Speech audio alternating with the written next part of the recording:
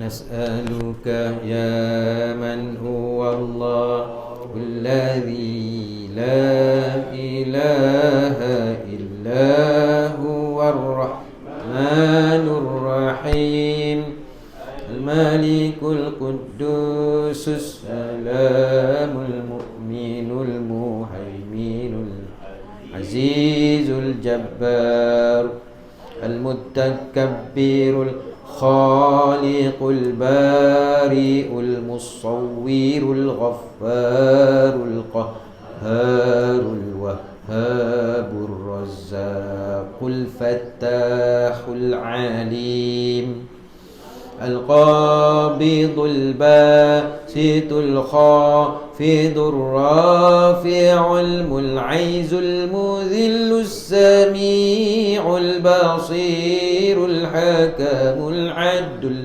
اللطيف الخبير الحليم العظيم الغفور الشكور العلي الكبير الحفيظ المقيت الحسيب الجليل الكريم الرقيب المجيب الواسع الحكيم الودود المجيد الباعث الشهيد الحق الوكيل القوي المتين الولي الحميد المحصي المبدي المعيد المحيي المميت الحي القيوم الواجد الماجد الواحد الصمد القادر المقتدر المقدم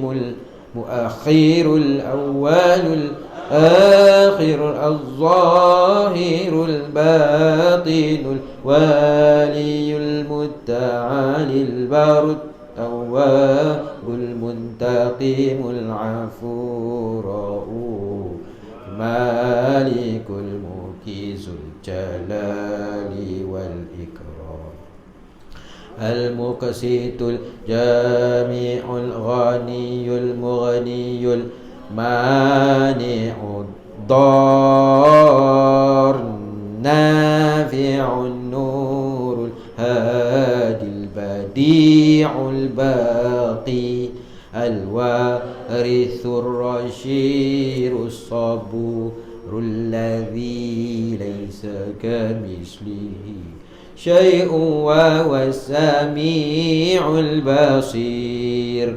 اللهم صل أفضل الصلاة على أسعد المخلوقاتك سيدنا محمد وعلى آله وصحبه وسلم عدد معلوماتك ومداد كلماتك كلما ذكرك ذاكرون وغفل عن ذكره الغافلون.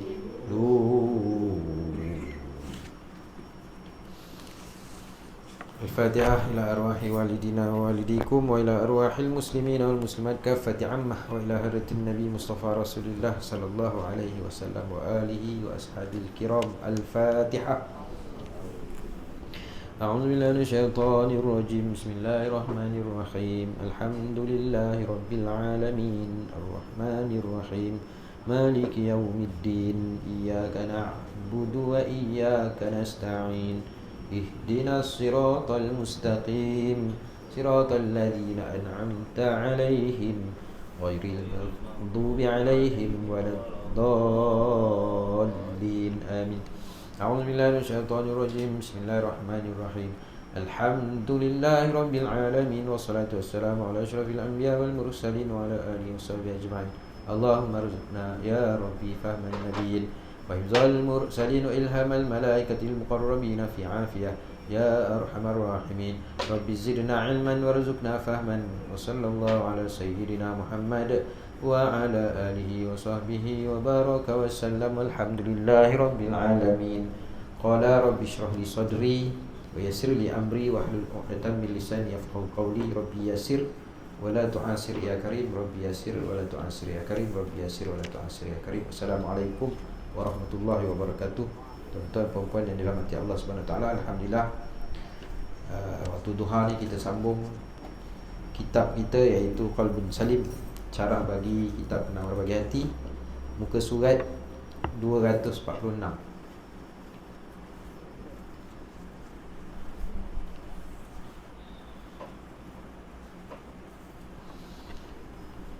Betul kan?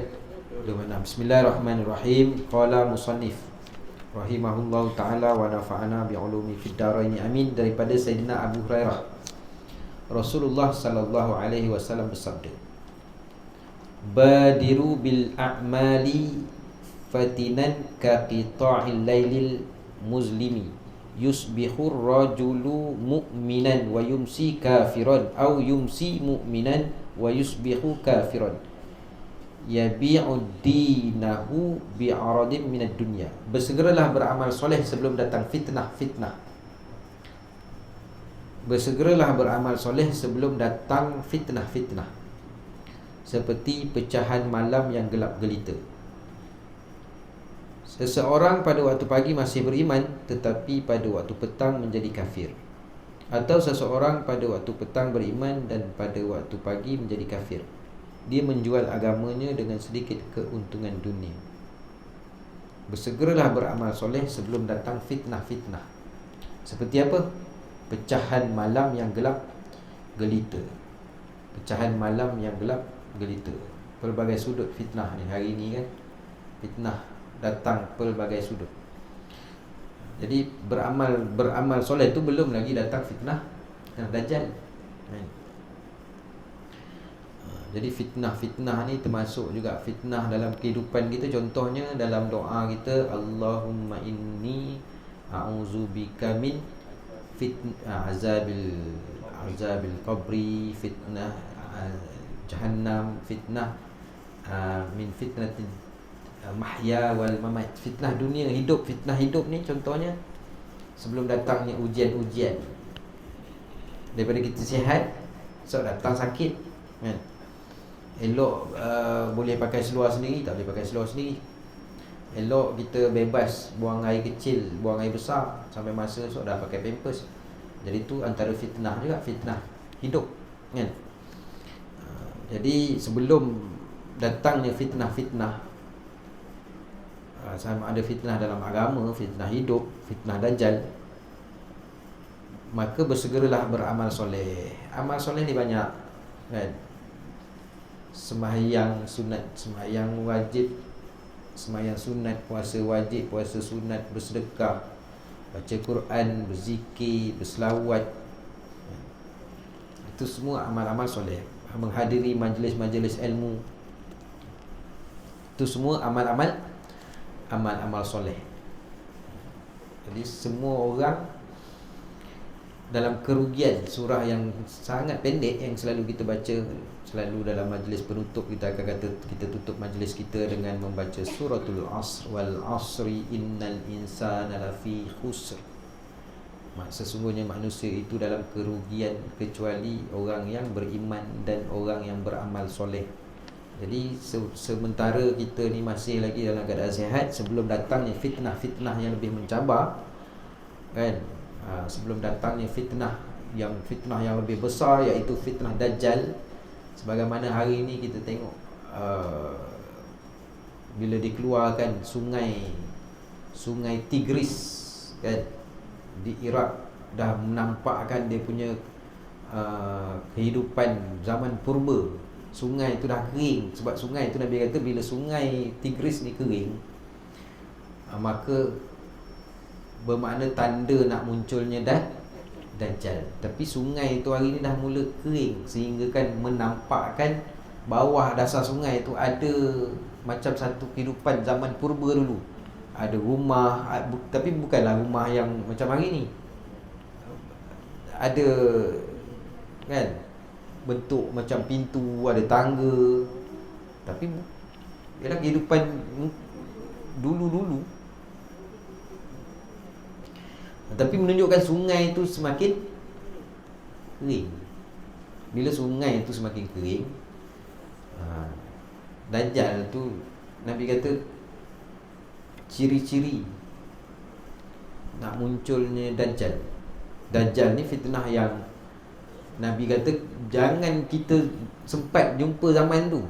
Kalau sempat jumpa zaman tu, walaupun kita belajar fiqh, belajar tauhid, power lah dia, tapi bila dengan fitnah Dajjal ni, ramai orang akan murtad. Jadi bersegeralah beramal soleh sebelum datang fitnah-fitnah seperti pecahan malam yang gelap gelita. Seorang pada waktu pagi masih beriman, tapi waktu petang menjadi kafir. Atau seorang pada waktu petang beriman, pada waktu pagi menjadi kafir. Dia menjual agamanya dengan sedikit keuntungan dunia. Daripada Sayyidina Abu Musa al-Ash'ari, Rasulullah sallallahu alaihi wasallam bersabda, ini tajuk besar dia, iaitu cinta kepada dunia. Tajuk besar dia, cinta kepada dunia. Cinta kepada dunia ni salah satu daripada sifat mazmumah, sifat yang keji. Daripada Sayyidina Abu Musa al-Ash'ari, Rasulullah sallallahu alaihi wasallam bersabda, man ahabba ad-dunya adarra bil akhirah, wa man ahabba al-akhiratu akhiratahu adarra bidunyahu, fathiru ma yabqa ala ma yafna. Sesiapa yang sangat mencintai dunianya, maka perkara itu akan memudaratkan akhiratnya. Sesiapa yang sangat mencintai akhiratnya, maka perkara itu akan mengurangkan kecintaannya kepada dunia. Dahulukan negeri yang akan kekal abadi, iaitu akhirat, daripada negeri yang akan fana, iaitu dunia. Daripada Sayyidina Amru bin Aus, dia berkata Rasulullah sallallahu alaihi wasallam bersabda. Daripada hadis tadi, hadis Sayyidina Abu Musa al-Ash'ari, siapa yang cintakan dunia, maka perkara itu akan memudaratkan akhirat. Sebab bila cintakan dunia, akhirat tu akan jauh. Bila dia cinta akhirat, dunia tu akan datang. Daripada Sayyidina Amru bin Auf, dia berkata Rasulullah sallallahu alaihi wasallam sabda, fa wallahi lal faqra ahsha alaikum, walakin ahsha alaikum an sata alaikum dunya kama busitat ala man kana qablakum fatanafasuha kama tanafasuha wa tuhlikakum kama ahlakathum. Demi Allah, bukanlah kemiskinan yang aku takutkan menimpa kamu, tetapi yang aku takutkan ke atas kamu ialah apabila harta dunia dibentangkan kepada kamu seperti mana yang telah dibentangkan kepada orang sebelum kamu, lalu kamu berlumba-lumba untuk mendapatkannya seperti yang telah mereka lakukan, dan harta itu akan membinasakan kamu seperti ia telah membinasakan mereka. Maksud mereka ni ialah umat-umat terdahulu. Demi Allah, Nabi kata, bukanlah kemiskinan yang aku takutkan menimpa kamu, tetapi yang aku takutkan ke atas kamu ialah apabila harta dunia dibentangkan di hadapan kamu, dibentangkan kepada kamu seperti mana yang telah dibentangkan kepada orang sebelum kamu. Sebab tu sahabat bila kata kami ni diuji dengan kemiskinan, kami boleh terima. Tapi bila diuji dengan kekayaan, jadi bila diuji dengan kekayaan, maknanya risau lah. Kita diuji dengan kemiskinan. Nabi pun kata bukanlah kemiskinan tu yang Nabi takut menimpa kita ni, tapi bila dunia tu dibentangkan di depan kita, tak tahu apa yang jadi. Kan hari Sabtu nak buat kelas duha pun dengan saya pun tak ada kat sini. Mana entah ada pergi melancong, pergi main golf, pergi apa semua kan. Bukan kata dengan yang mengajar, yang mendengar pun dia masing-masing kan.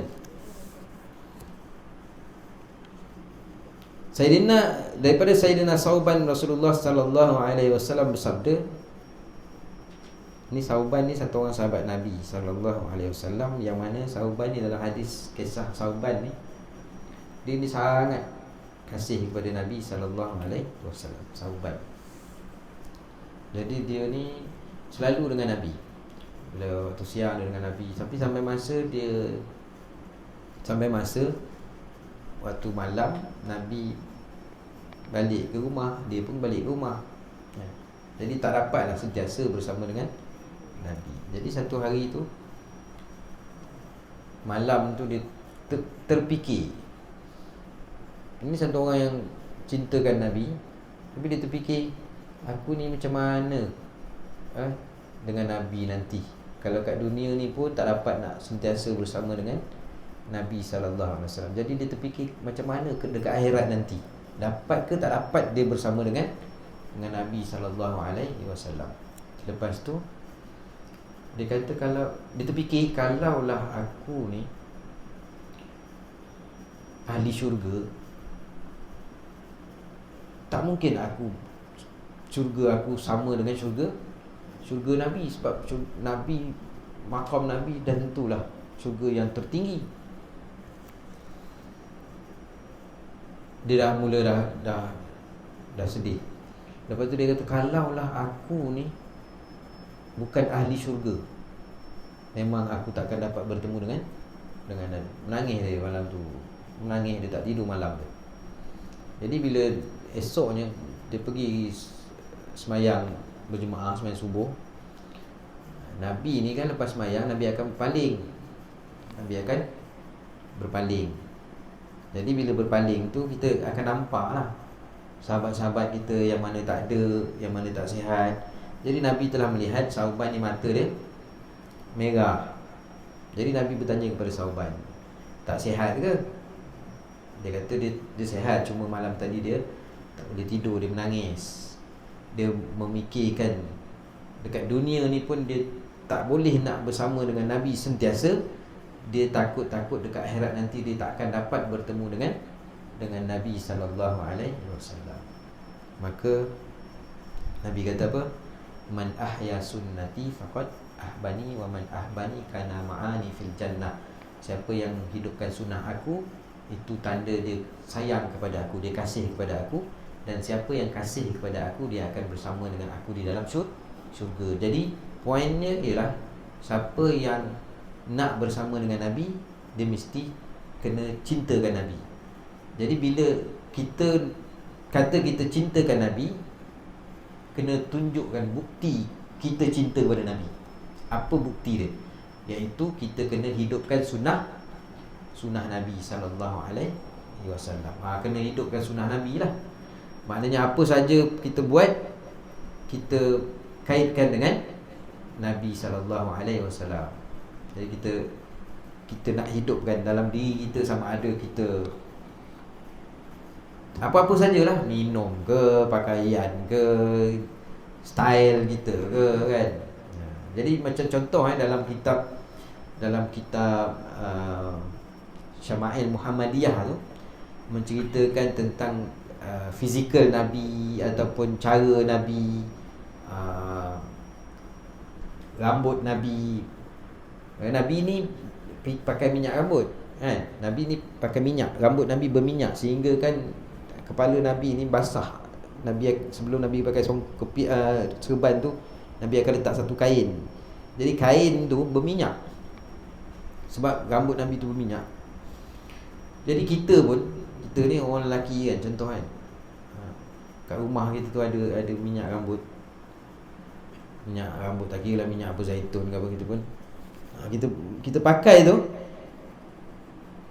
kita memikirkan pakailah minyak rambut lah, kan? Sebab Nabi pun pakai minyak rambut. Bila kita kaitkan dengan Nabi, maka dapat pahala sunnah tu. Selain daripada kita berselawat, kan? Jadi ada satu masjid, hari Selasa baru ni saya mengajar tentang sunnah Nabi lah.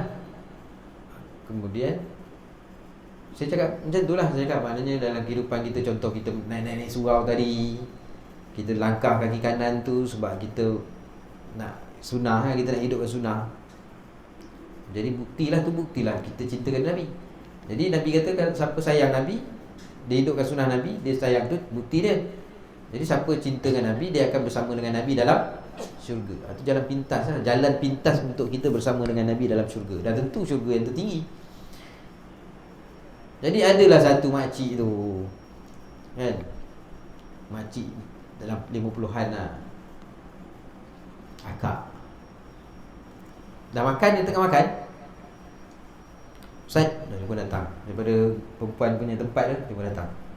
Tadi kan Ustaz kata pasal hidupkan sunnah Nabi kan. Habis kan macam kahwin, dia tanya pasal kahwin. Alamak, tengah makan. Yang Ustaz kata hidup sunnah Nabi tu, kahwin 3 tu sunnah Nabi tak Ustaz? Saya pun relax dulu. Sebab soalan tu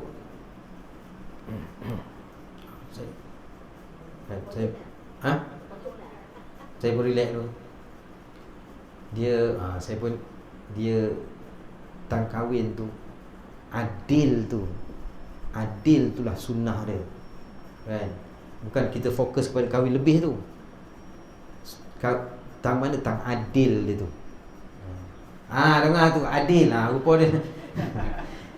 dia nak apa tak tahulah. Tapi lepas saya cakap adil tu, tu adil tu. Lepas tu dia pun duduk, dia puas hatilah dia makan tu. Sebab soalan tu agak mengejut kan. Soalan mengejut kan. Jadi saya cakap lah, kalau boleh adil, kalau tak boleh cukuplah satu. Tapi adil tu kita selalu fokus pada kahwin. Kalau nak ikut Nabi SAW, yang kahwin anak dara pun Aisyah tu lah. Yang lain tu lebih umur lebih daripada Nabi. Lepas tu ibu tunggal kan. Tapi tak adil tu. Tapi adil tu lah yang dia dengar tu. Tak tahulah dia cakap tu untuk suami dia ke apa.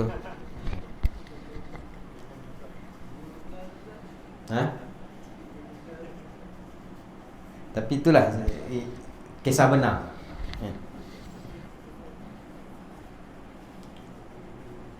Itu yang perempuan, yang lelaki yang makan dekat-dekat saya ni, dia janganlah dipetikai. Itu orang lelaki pula. Itu orang lelaki punya ni. Tapi saya pun tak tahulah, masih makan lah. Daripada Sayyidina Amru bin ni dah. Kisah Sauban tadi jadi tu masyhur lah kisah Sauban tu yang berkaitan dengan hadis Nabi sallallahu alaihi wasallam tadi tu. Daripada Sayyidina Sauban, Rasulullah sallallahu alaihi wasallam bersabda, yushikul umamu an tada'a alaikum kama tada'al akalatu ila qas'atiha. Wa qala qailun wa min qillati nahnu yawma izin, qala bal antum yawma izin kathirun walakinnakum ghutha'un ka ghutha'is sayl wa la yanzi'anna Allahu min suduri aduwikumul mahabata minkum wa la yaqzifanna Allahu fi qulubikumul wahan. Faqala qailun ya Rasulullah wa mal wahan, qala hubbud dunya wa karahiyatul maut. Hampir-hampir umat iaitu orang kafir menguasai kamu seperti mana berkerumunnya orang ramai ketika berebut-rebut mengambil makanan. Lalu ada seorang sahabat bertanya, apakah kerana kami orang Islam sedikit pada ketika itu wahai Rasulullah? Baginda menjawab, bahkan kamu pada waktu itu ramai, tetapi kamu seperti buih banjir. Allah menghilangkan kewibawaan kamu daripada hati-hati musuh kamu serta melemparkan penyakit wahan ke dalam hati-hati kamu. Ini hadis Nabi kata hampir-hampir umat ni, kita ni orang kafir menguasai umat Islam ni kan. Maknanya kita ni kena buli macam orang berkerumun makanan. Ni ada makanan, macam mana orang berkerumun nak ambil makanan. Macam itulah keadaan. Nabi kata umat-umat kafir menguasai kamu seperti mana berkerumunnya orang ramai ketika berebut-rebut mengambil makanan. Lalu ada orang sahabat tanya, kerana apa orang kafir ni buli kita ni, berebut-rebut nak membuli negara-negara Islam ni, umat-umat Islam ni? Sebab kita tak ramai ke? Bahkan Nabi kata ramai, kan? Umat Islam ramai, berapa bilion jumlah dia kan, negara-negara Islam ni. dengan Indonesia nya, dengan Arab Saudi nya dah tentulah kan. Negara Iraq nya, negara Syria nya, negara-negara Arab ramai. Bahkan kamu pada waktu tu ramai, tetapi seperti buih banjir. Seperti buih-buih lah, buih-buih. Kan buih banjir kan, buih kena air tolak, pecah macam tu kan. Allah menghilangkan kewibawaan kamu daripada hati-hati musuh. Jadi musuh ni, orang kafir pandang orang Islam ni dah macam perasaan gerun tu tak ada. Tak sebagaimana zaman Nabi, zaman sahabat tu, bila dengan Islam ni orang kafir gerun. Hari ni tak gerun. Allah menghilangkan kewibawaan kamu daripada hati-hati musuh kamu, serta melemparkan penyakit wahan ke dalam hati-hati kamu. Perasaan gerun kepada orang Islam pun dah dicabut. Kemudian Allah melemparkan penyakit wahan ke dalam hati-hati kamu ni. Lalu seorang sahabat bertanya, "Wahai Rasulullah, apakah wahan tu?" "Wahai Rasulullah," baginda menjawab, "cinta dunia dan benci kematian." Ni penyakit umat Islam hari ni. Cintakan dunia, penyakit hari ni, dan benci kematian. Jadi bila cinta dunia, benci kematian, maka perasaan gerun tu tak ada lah. Orang kafir tengok kita ni, kita pula gerun dengan orang kafir. Perasaan tu bila kat Malaysia sendiri pun macam tu lah. Kat Malaysia sendiri pun kan, kalau bukan bangsa kafir yang buat, orang Islam kira boleh, tak boleh ni kan, kita ni kan jadi isu, kita jadi takut. Kalau berlaku kes, macam kes bomba tu, Adib dia kerumun, dia boleh kerumun arwah ni, gerbu meninggal. Kita pula kira tak boleh buat apa lah. Tu lah perasaan kita dengan dia gerun, dia dengan kita tak gerun lah. Kemudian Nabi kata,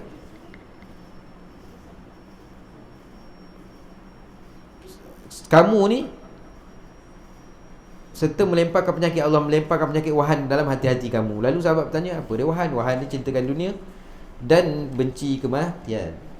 Nabi Isa AS mengatakan, mislu talibid dunya mislu syaribi ma'il bahri, kullama izdada syurban izdada atshan hatta yaqtalahu. Perumpamaan orang yang mengejar dunia adalah seperti orang yang meminum air laut yang masin. Setiap kali dia menambah minuman, bertambahlah pula hausnya sehingga dia mati. Kejar dunia ni macam minum air laut yang masin. Kali dia tambah lagi haus, lagi tak cukup. Sayyidina Fudail bin Iyad berkata, "Lau kanat dunya min zahabin yafna wal akhiratu minal khazafin yabqa, lakana yanbaghi lana an tahtara khazafan yabqa ala zahabi yafna. Wa kaifa wa qad ikhtarna khazafan yafna ala zahabi yabqa." Kalaulah dunia adalah emas yang akan fana dan akhirat adalah tembikar yang kekal abadi.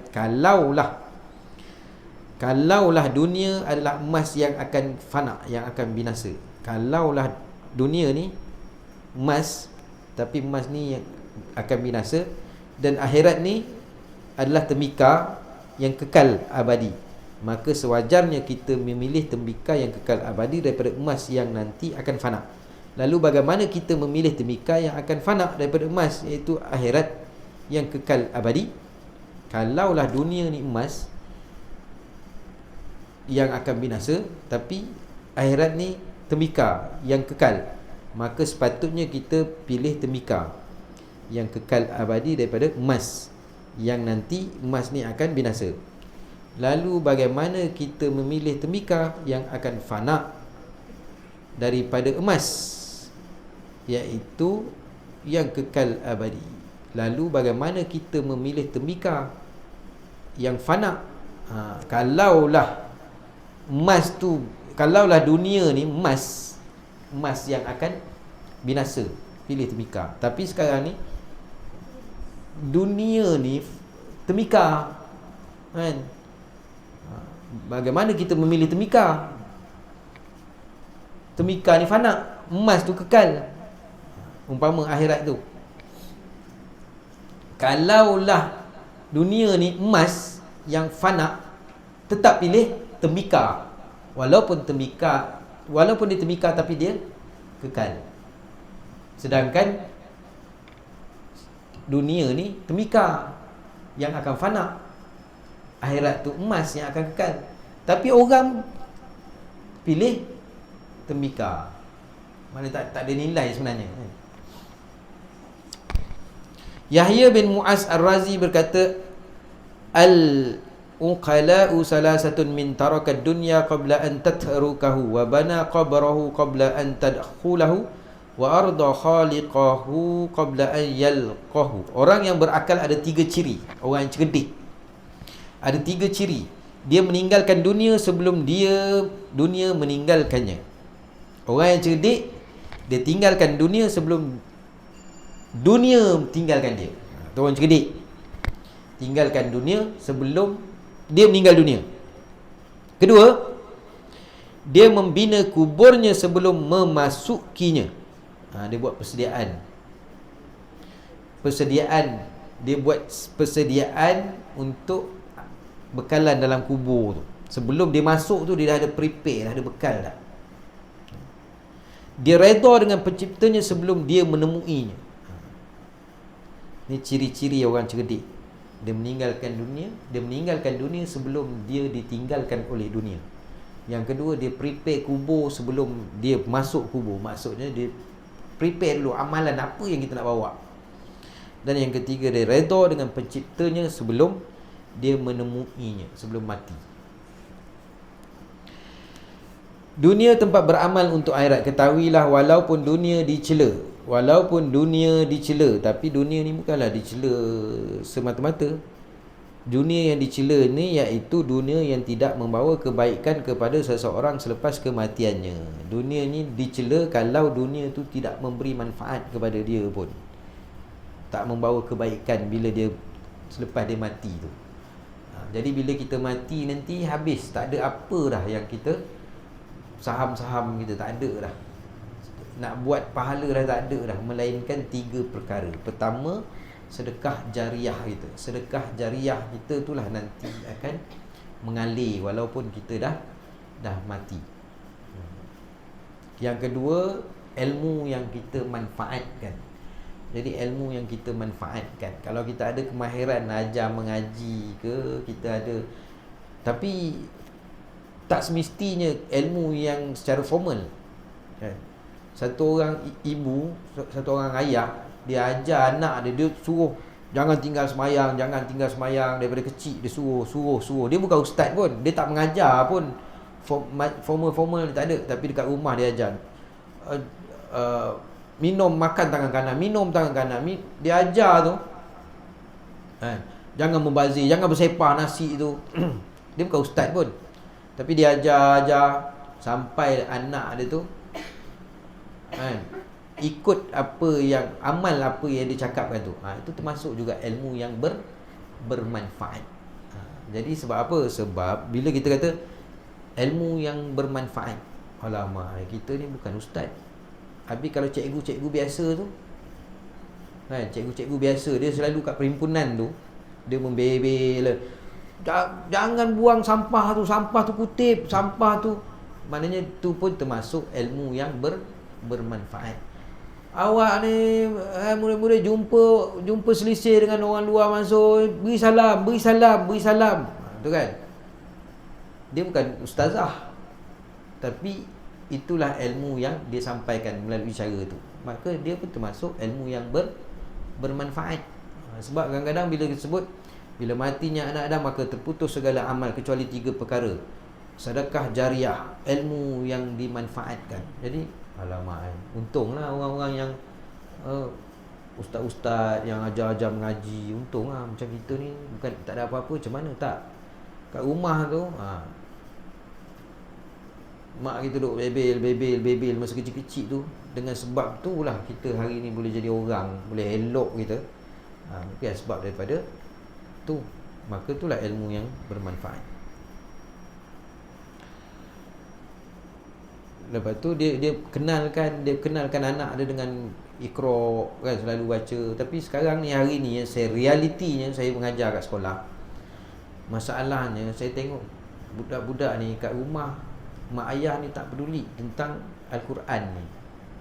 Bila nak ikut jadual sekolah, kita seminggu sekali untuk tasmik murid-murid ni. Baca. Minggu lepas muka surat 5, minggu ni baca. Mana? Tak gerak-gerak, kau tak baca rumah? Tak baca. Alamak. Takut sebab betul-betul mak ayah ni dia kata kat sekolah dah belajar kan. Dia tak. Sepatutnya boleh basic kan, Iqra, ba, takkanlah tak boleh.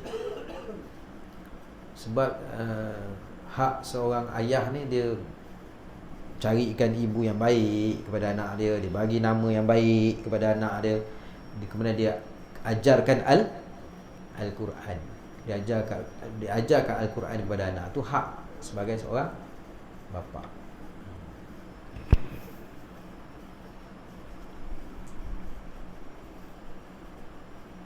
Jadi kalau kita tak mampu, kita kena carilah guru. Kita kena cari guru. Lepas tu guru tu pun tak mampu, kadang-kadang ramai sangat. Sebab dia ajar mengaji ni lain, dia kena seorang-seorang. 5 orang pun dah tak bergerak lah kita. 5 orang, kalau kita tasmik 5 orang pun dah tak boleh ke mana lah kita. Kan? Masa. Jadi ada satu orang ni, ada orang hantar, dia kata minta ajar ngaji lah. So, saya dah tak ramai, tapi tak mampu lah. Sebab saya petang-petang nak juga melihat suasana dunia luar. Walaupun seorang, 2 orang, dia tak mampu lah. Dia kata lah, macam mana ni? Macam ni lah, tanggungjawab mengajar Al-Quran ni mak ayah lah, ayah ataupun mak lah. Jadi bila puan hantar kepada saya telah ambil tanggungjawab mak bapak ni. Jadi saya minta lah sumbangan. Berapa tu?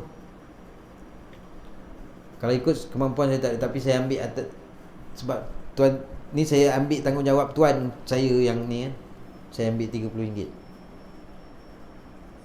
Mak RM30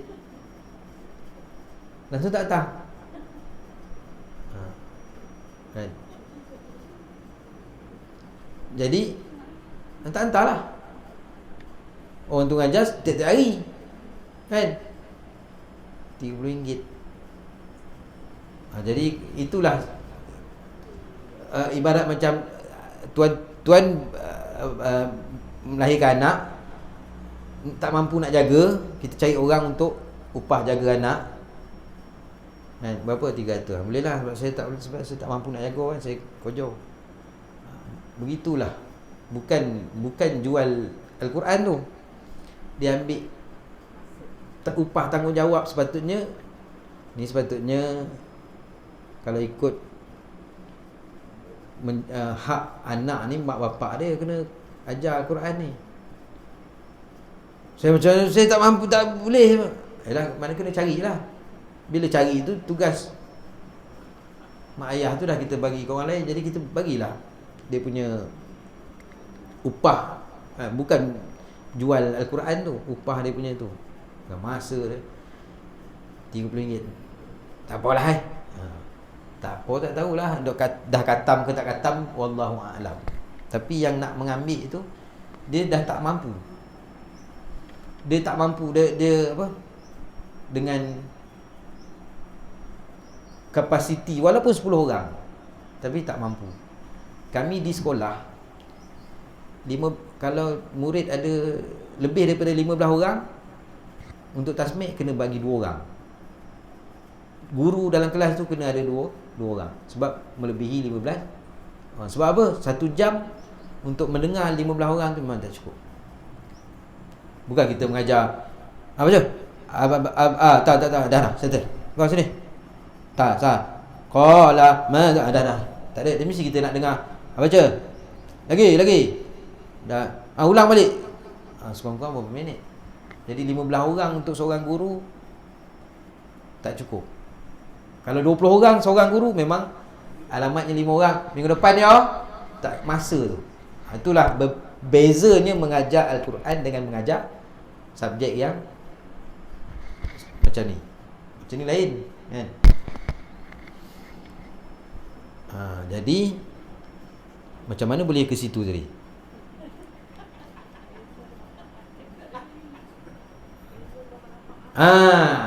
Nak ceritakan tentang dunia ni yang dicela ni kalau tak memberi manfaat. Tapi kalau kita kat dunia ni, bila kita mati nanti, benda tu memberi manfaat kepada kita. Maknanya apa yang kita buat tu bukanlah dinamakan dunia, tapi akhirat. Jadi bila kita mati nanti, terputus amalan kita, kecuali sedekah jariah kita akan tetap mengalir. Kemudian ilmu yang kita manfaatkan tu, walaupun kita secara tak formal. Dan yang ketiga, doa daripada anak yang soleh. Anak yang soleh tu mendoakan, ya Allah, ampunkan dosa ibu dan ayah aku tu. Tu memang sampai. Sebab tu pentingnya kita suruh ingatkan anak-anak kita kan. Doa tak kat ayah hari ni? Belum lagi tunggu ayah mati. Tak payah, masa hidup ni pun kita nak doa kan. Kena ajar, kena ingatkan. Walaupun anak kita kecil, dia tak tahu doa yang lain, kita ajar doa tu pun tak apa dah. Allahumma firli wa li walidayya warhamhuma kama rabbayani shaghira. Itu kau jangan tinggal. Yang lain tu nak pastikan tu kan.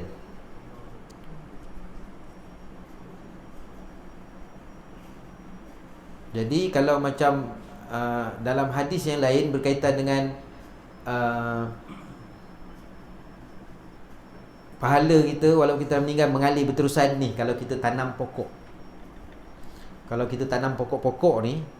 pokok-pokok ni dia punya hasil dia, tak kira apa saja, binatang ke tompang daripada pokok yang kita tanam, walaupun semut, walaupun anai-anai makan kan, dia makan konyang betul, elok lah orang ni tanam mangga dia tu kan, lembut dia punya ni, dia makan. Kita dah mati tapi dia makan pokok mangga yang kita tanam tadi, sampai matilah dia makan, pahala tu dapat kat kita. Tu kalau orang yang rajin berkebun, tanam pokok ni, semut ke pokok ke apa, kena curi pun buah tu apa semua, pahala tu akan dapat. Banyak mana buah yang tumbuh tu, banyak itulah pahala kepada kita. Masya-Allah. Antara orang yang rajin tanam pokok. Kemudian ia juga adalah kebun untuk akhirat.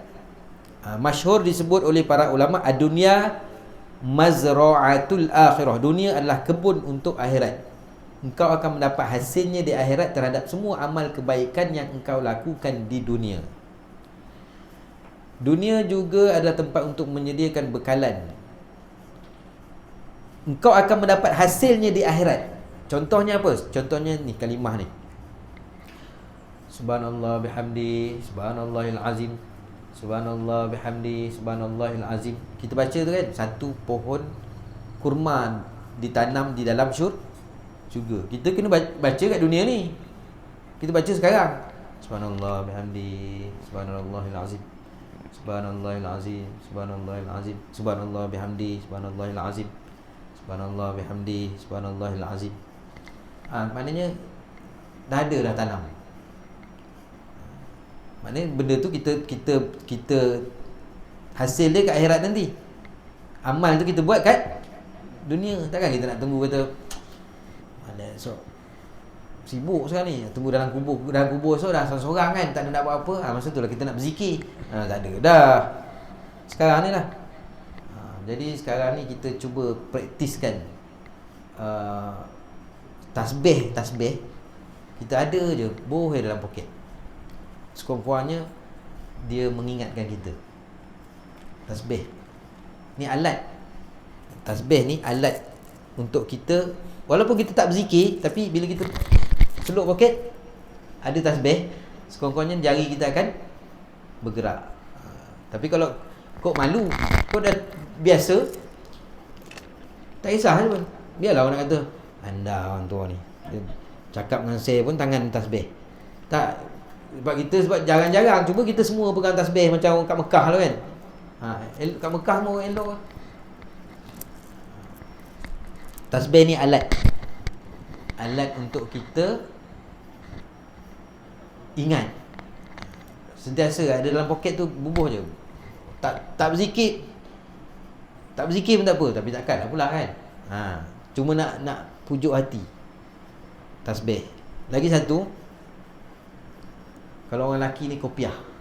Kopiah ni cuba kita lekatkan kat kepala kita. Bila ada kopiah ni, dia sebenarnya walaupun amalan tu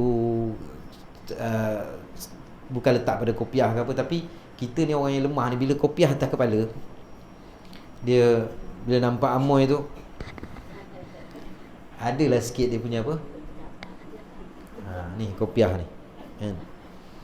Dia kalau pakai cap tu lain sikit. Dia kan, bila kopiah ni tu dia punya nampak mudah kita pun. Tapi ini sebagai alat lah, bukannya kita kata ni bagi orang yang lemah, iman dia lemah. Bagi orang ni tak kisah pun, dia bukan letak pada pakaian, bukan letak pada apa. Tapi untuk kita ni, orang yang baru-baru nak belajar-belajar ni, dunia juga ada tempat untuk menyediakan bekalan untuk perjalanan yang sangat panjang, iaitu perjalanan ke negeri akhirat yang kekal. Sebagaimana firman Allah, wa tazawwadu fa inna khairaz zadi taqwa, dan buatlah bekalan, sungguhnya sebaik-baik bekalan adalah takwa. Ini perjalanan kita ni sebenarnya panjang lagi ni. Kita sekarang ni bermula daripada satu alam zur. Alam zur ni alam nak kata alam roh. Mula-mula kita ni Allah Ta'ala jadikan kita ni daripada sulbi. Allah jadikan Nabi Adam, kita tu dah ada dalam sulbi Adam tu, benih-benih tu. Kita juga pernah bersaksi di hadapan Allah Subhanahu Wa Ta'ala kan, yang kita ni alastu rabbukum. Allah tanya kita, tidakkah aku ni Tuhan kamu? Lalu kita jawab apa? Qalu bala syahidna, bahkan kami bersaksi bahawa Allah tu Tuhan kita. Maka bila kita dah bersaksi, kita dah mengaku, maka hiduplah kita di alam-alam yang pertama ni, alam zur nama dia. Jadi daripada alam ni berpindah-pindah ni, sulbi, daripada sulbi ke sulbi sampailah kita lahir. Bila kita lahir, maka berpindahlah daripada alam zur ke alam dunia. Jadi kita ni sekarang ni alam dunia. Daripada alam dunia ni sampai masa, kalau kata umat Nabi Muhammad sallallahu alaihi wasallam, Nabi kata umat aku dah 60 lebih ya. Kan? Lebih-lebih tu kira bonus. Daripada alam ni dia akan pindah satu alam lagi, iaitu alam barzah. Yang ni pun dah panjang ni. Ini dunia pendek kan, ini panjang. Alam barzah ni daripada Nabi Adam masih lagi di alam barzah. Tok kepada tok kita, tok kepada tok, semua alam barzah gini. Lepas alam barzah akan pindah lagi alam mahsyar. Ni akan dibangkitkan, dia akan berkumpul pula di alam mahsyar. Alam mahsyar ni pun panjang lagi ni. Lepas tu bila alam mahsyar ni dah habis semua perbicaraan semua, barulah alam akhirat, alam yang kekal abadi ni. Bermakna kita sekarang baru sini. Kita ada ni panjang. Ni memang tak ada sepadanan ni. Ini pendek je sebenarnya. Jadi kalau kita nak beramal, ni lah sekarang ni lah. Jadi carilah satu jalan yang boleh kita buat bekalan. Ni dunia ni tempat untuk sediakan bekalan untuk perjalanan yang sangat panjang. Carilah jalan-jalan macam mana. Kita sama-sama cari kan. Al-Quran tu jangan tinggal, zikir jangan tinggal, selawat jangan tinggal, bersedekah jangan tinggal, buat baik dengan orang jangan tinggal. Tak kira lah apa-apa semua lah. kan? Dan buatlah bekalan. Buat bekalan. Sesungguhnya sebaik-baik bekalan adalah takwa. Takwa ni kata ulama, antaranya kata Sayyidina Ali, takwa ni dia melakukan apa yang Allah suruh, dia meninggalkan apa yang Allah larang. Maknanya dia taat dan meninggalkan maksiat. Dan maksiat ni kata Sayyidina Ali, maksiat ni bukan maksiat zahir je, maksiat zahir dan batin. Kalau dia tinggalkan maksiat zahir, dia tak mencuri, dia tak minum arak, dia tak apa, tak buat, tapi hati dia masih lagi dengan kedengkinya, dengan wujubnya, dengan sombong, dengan riak, maka dia masih lagi betul-betul orang yang bertakwa. Kalau betul-betul orang yang bertakwa, maknanya maksiat zahir pun ditinggal, maksiat batin pun dia tinggal. Wallahu a'lam. Jadi mudah-mudahan tuan-tuan puan-puan yang dirahmati Allah Subhanahu Wa Taala, kita ni belajar beramal. Cubalah kita masing-masing beli tasbih, bubuk letak dalam poket, kita mula bermain-main dengan tasbih. Bukan main kosong lah, maknanya sambil bergerak jari kita tu automatik hati kita akan berzikir, insya-Allah. Itulah cara dia. A'udzubillahi minasyaitonirrajim. Bismillahirrahmanirrahim. Alhamdulillahirabbil alamin wassalatu wassalamu ala asyrafil anbiya'i wal mursalin wa alihi washabihi ajma'in. Allahumma arinal haqqal haqqan warzuqna ittiba'ahu wa arinal batila batilan warzuqna ijtinabah. Allahumma ya muqallibal qulub sabit quluban ala dinika wa ta'atik. Wassallallahu ala sayyidina Muhammad wa ala alihi washabihi baraka wa salam. Alhamdulillahirabbil alamin. Assalamualaikum warahmatullahi wabarakatuh. Minggu depan, Sabtu minggu depan kuliah duha tak ada.